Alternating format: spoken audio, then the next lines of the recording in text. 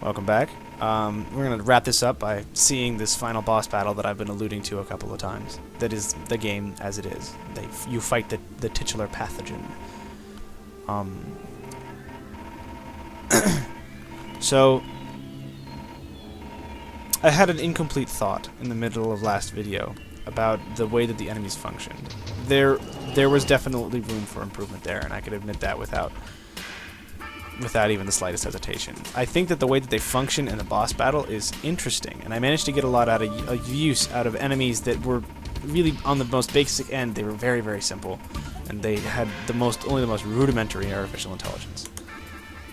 Ironic for a game that's about AI, that the AI is so bad.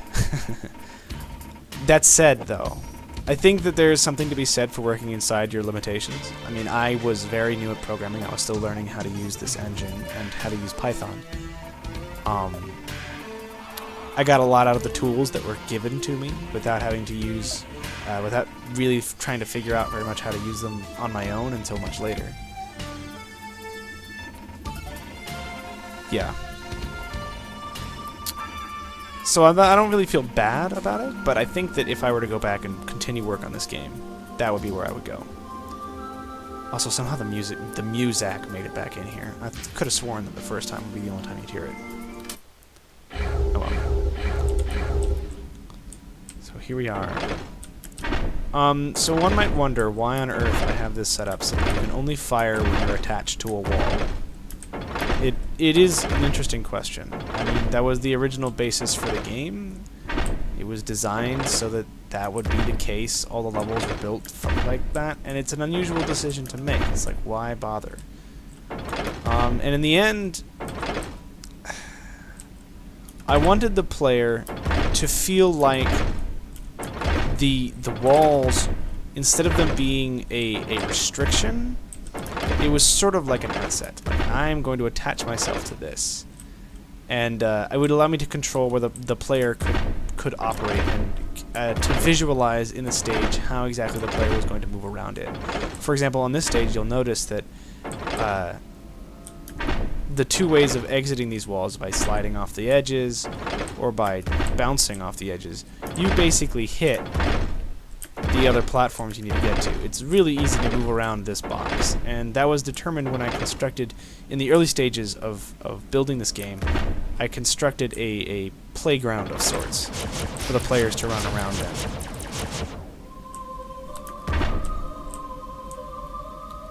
And this was basically the most fun thing using the movement system that I had provided them. This was the most entertaining thing they could do with their game.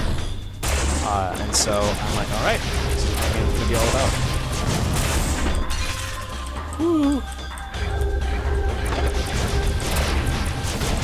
So the shield health system actually comes from a previous version of the health system where you had a bar at the bottom of the screen, a really big, obnoxious bar.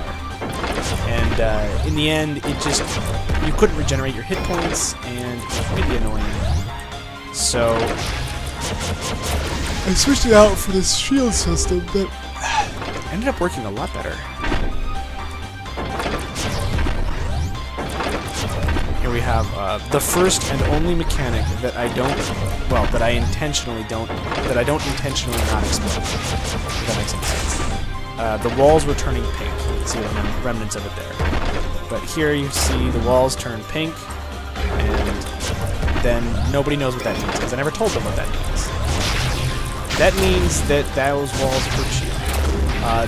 There was an entire level that got cut from the game that wasn't really up to par with the quality standards that I needed to have. So, in that level, it would have discussed those pink walls. Also, those pink walls aren't switching. Oh dear, yes they are.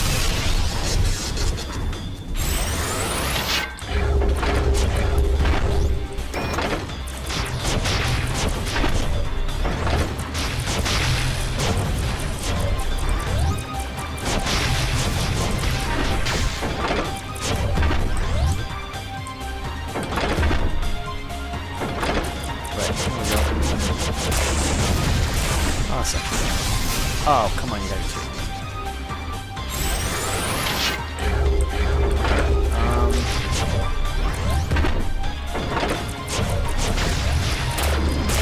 there was actually a pretty serious bug in development when you would have an occasion in which the player would die in between boss stages. It would spawn 2 of the next boss stage, just because of the way that I had the logic worked out.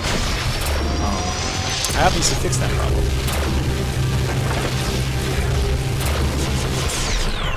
So the boss used to end the previous stage for a brief period. Then I added this last stage.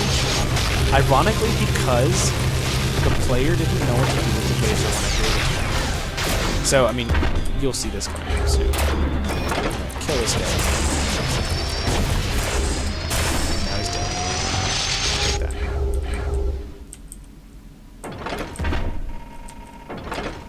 This text is also because people would just not know what to do.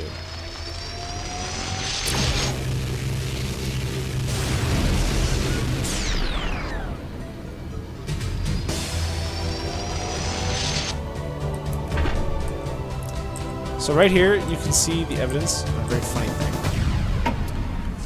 thing.